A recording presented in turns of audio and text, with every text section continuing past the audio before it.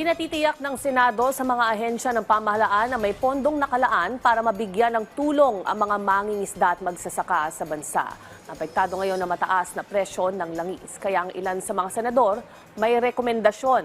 Si Luisa Erispa sa detalye. Posibleng bumaba ang produksyon ng bigas sa mga susunod na buwan. Sa pagdinig ng Committee on Agriculture sa Senado, sinabi ng Department of Agriculture, apektado na ang ani at tanim sa Mayo at Hunyo dahil sa taas presyo ng langis, pati na rin ng fertilizers. Kaya sa Agosto at Setyembre, pinakamalaking mangyayari, posibleng mabawasan ang supply ng bigas. The minimum or the best case scenario is 20% reduction. That's the best case scenario. It can even go up to 50% decline in productivity because, you see, pag wala hong fertilizer, walang magagawa yung farmer. Kung hindi niya kayang bumili ng gasolina, wala siya magagawa, walang kalabaw eh.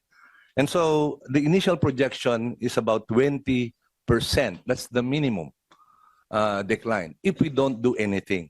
Kahit ang mga maliliit na mangingisda, kalahati na ang tumigil na pumalaot ayon sa grupong Sinat. Humihingi na sila ng tulong sa gobyerno dahil posibleng halos wala nang pumalaot kung magtutuloy-tuloy pa ang taas presyo ng langis. Before yung third mega increase, 30% na hindi pumapalaot.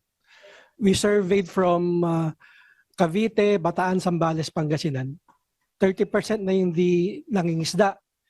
This week, because of the increase last Tuesday, almost 50%.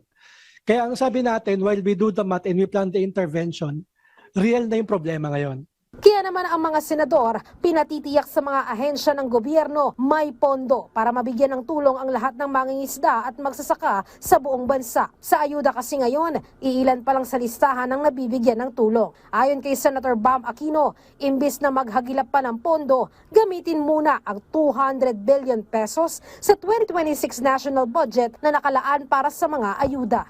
In the 2026 budget, we have almost 200 billion pesos worth of ayuda. No? Laki po niyan. Kung i-add mo lahat ng ayuda programs, abot ka ng 200 billion. Hindi ho ba ngayon dapat yung panahon na gamitin yung perang yan? No? Ngayon po yung panahon para ilabas yung perang yan, matulungan natin itong mga kasama natin, mga kababayan natin na nagpapakain sa atin. Kung hindi natin gagamitin yan, posibleng mag-domino effect yan at mas marami sa 6 million yung matatamaan. Lahat ng tao matatamaan. Ayon naman kay Senator Kiko Pangilinan, baka pwede ring magamit ang 63 billion pesos na pondo ng AIX. Kung mismong food producers o magsasakat mangingisda na ang direktang matutulungan, maiiwasan ng food shocks o problema sa taggutom dahil sa posibleng pagbaba ng supply. Pwede bang yung AIX maging sabihin na nating pondo para doon sa mapondohan yung inyong zero hunger program? In other words, you're putting, you already have that memorandum of agreement. You already you chair it, di ba? We are anticipating food shocks that might lead to hunger. You have the AIX budget.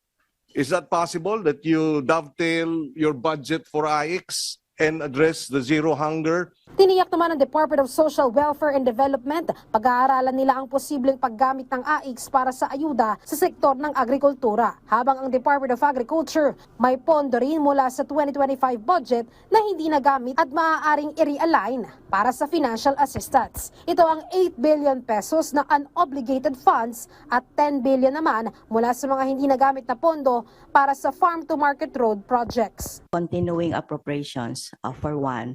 We have continuing appropriations that were not used for 2025 so that we can use it for 2026.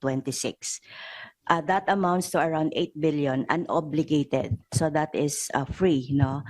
That is free to be used. Only we have to go through the process of realigning them and all those things. We still have an unreleased appropriations of around 10 billion for farm to market road, which was not used by the DPWH in 2025. Tiniyak naman ng mga senador nang kung kinakailangan ng panukalang batas tulad ng Bayanihan 3, handa silang mag-special session kung hihilingin ni Pangulong Ferdinand R. Marcos Jr. I'm planning to file a bill, no, ito pong fuel crisis immediate relief and responsive bill. Parang similar, nabanggit po ko kanina, similar to Bayanihan bill. We strongly recommend that we use these budgets that are already allocated for the current crisis. Anyway, pagdating ng July, kung maibsan natin tong problemang to, we can allocate again kung kinakailangan. Pero right now, speed is really of the essence. Luisa Erispe para sa Pambansang TV sa Bagong Pilipinas.